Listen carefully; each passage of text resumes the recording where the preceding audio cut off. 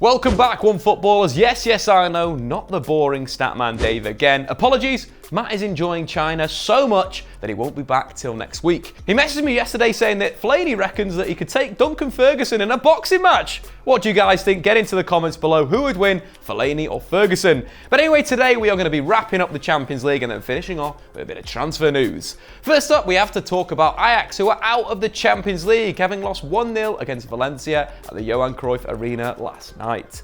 Last season's semi-finalists were dropped into the Europa League, having picked up just 10 points out of a possible 18 in the group stages. Rodriguez gave Valencia an early lead after a smart finish and made the most of Ferran Torres' lovely disguised pass. Valencia had to defend deep and keep their concentration as Hakim Ziyech and Dusan Tadic looked to get on the ball and create. But Valencia stood strong and managed to see the game out. In terms of Hakim Ziyech, his stats reflected Valencia's good defensive numbers. He had 7 shots on goal, only 1 on target and failed to score anything.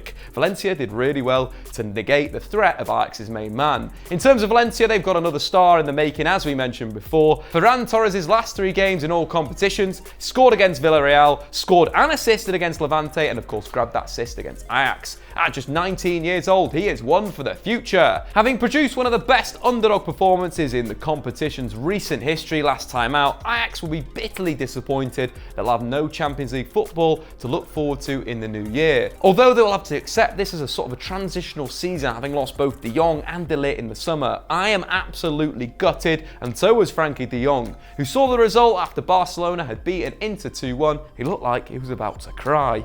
Inter will join Ajax in next season's Europa League, having finished 3rd in the group of death, containing Slavia Prague, Borussia Dortmund and Barcelona. However, some Inter fans may not think it's such a bad thing, as they're currently sitting 1st in Serie A and surely now will prioritise that league football. Inter Milan's win rates this season in Serie A, 80%, in the Champions League, 33%, Inter the Europa League. Liverpool and Chelsea made it through to the knockout stages with wins against RB Salzburg and Lille. A change in formation at half-time was needed from Jurgen Klopp to counter Salzburg's diamond. He moved to a 4-4-1-1 with Firmino off Mohamed Salah, giving Liverpool pace through the middle to exploit the Austrians' high line. Keita grabbed the first goal after the flowing move, and within 100 seconds, Salah had made it 2, killing off the game. Chelsea beat a Lille side who had rested their 3 stars, Ikone, Osimhen and Bamba, as they were bottom of the group going into matchday 6. There were some shaky moments for Chelsea after Lot Remy had pulled back a goal for the North French side, but they hung on and they are through to the knockout stages for the first time under Frank Lampard. Talking about Englishmen, Jadon Sancho and Dortmund did qualify after their 2-1 win over Slavia Prague. This season, in 16 starts in the Bundesliga and Champions League, he's been directly involved in 17 goals, an unbelievable record. There's a number of reasons why a lot of the top European clubs are looking at the former Man City winger. Back to Italy, Napoli made it through to the knockout stages with a convincing 4-0 win over Genk.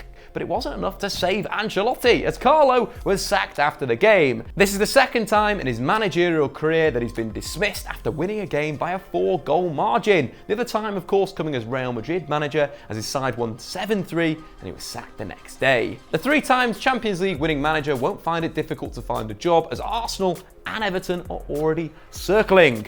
Gattuso will replace him as Napoli manager, with the former AC Milan midfielder signing a 6-month contract with an option for 1 more year to manage Napoli. And finally, some transfer news coming from the English press. If United do let Paul Pogba leave the club, the 2 replacement midfielders they're looking at is Donny van der Beek and Saul Niguez from Atletico Madrid. 2 very, very decent propositions who play box to box for Ole Gunnar Solskjaer's Manchester United. I've been Statman Dave. Make sure, of course, subscribe if you're new to One Football, and we will see you next time.